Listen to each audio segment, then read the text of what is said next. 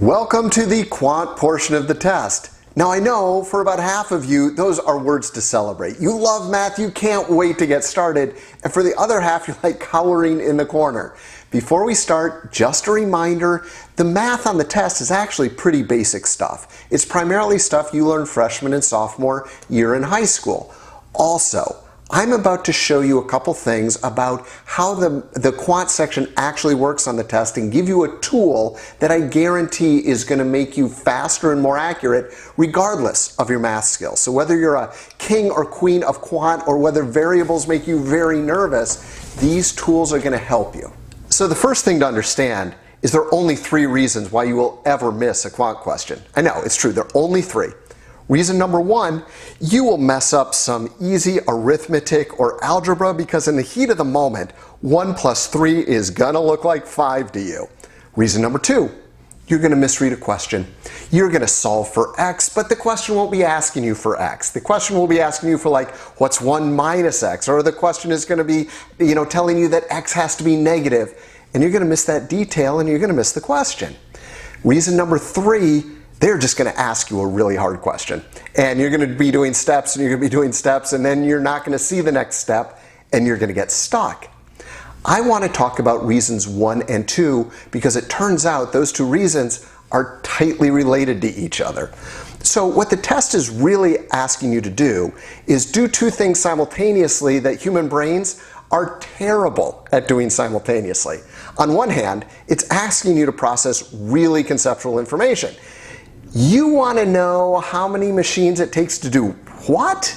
And on the other hand, at the same time, it's asking you to read and retain every detail and execute all of your algebra and all of your arithmetic perfectly.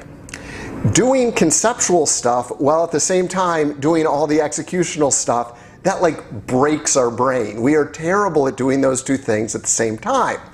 So now I know what you're thinking. It's like, okay, Bruce, great. Now I know why I stink at this. Is there anything that we can do about it? There absolutely is. So our goal is to really minimize reasons 1 and 2. And if you get questions wrong, we want it to be because they just asked you a really, really hard question.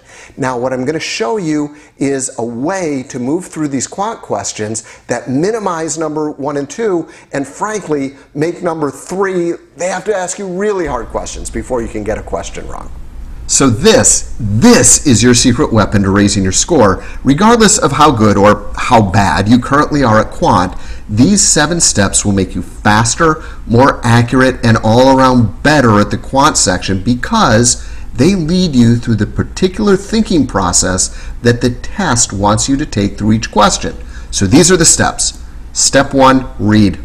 I don't want you picking up a pencil. I don't want you assigning variables or making equations. Just read the question all the way through. Also, glance at the answer choices, no big analysis, just to see what form the answer will be in. Step 2, panic. You are allowed to panic exactly once in this process, and this is it. They want to know how many machines it takes to do what?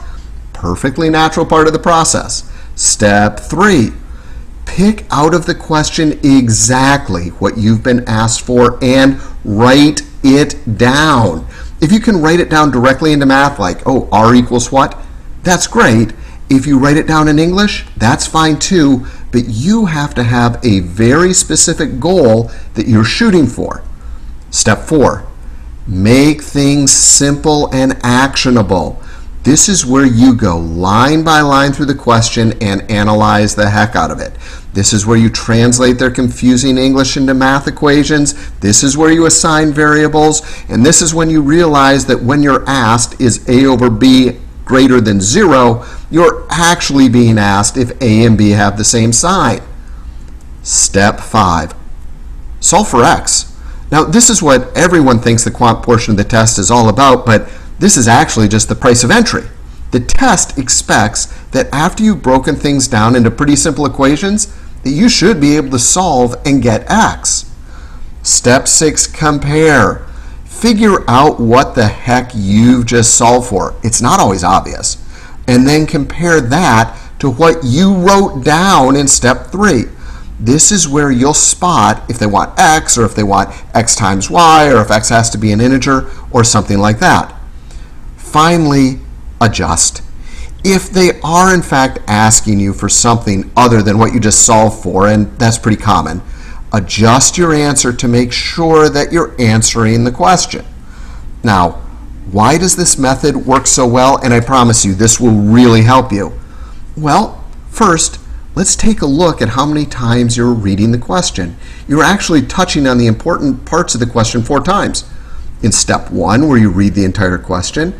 In step 3, where you pull out exactly what you're being asked for. In step 4, where you go line by line through the question. And finally, in step 6, where you check again exactly what the question has asked you for. These questions can be overwhelmingly detailed. Reading the question several times will drastically cut down on mistake number 2. That's the misreading a question. Also notice how this process breaks up the conceptual parts, those are steps 1 through 4, with the executional parts, steps 5 through 7. The goal is to keep you from having to think conceptually, how many machines does it take to do what? While at the same time trying to execute your arithmetic and algebra perfectly.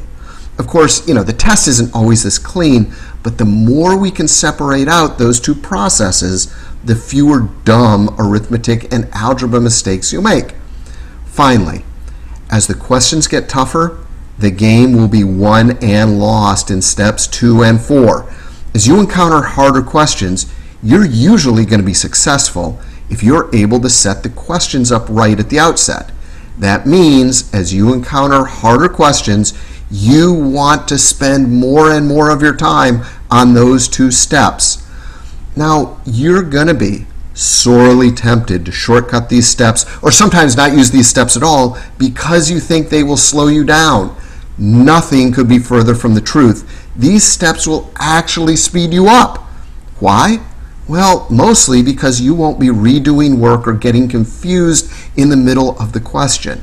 These steps will keep you on track throughout even the most convoluted quant questions.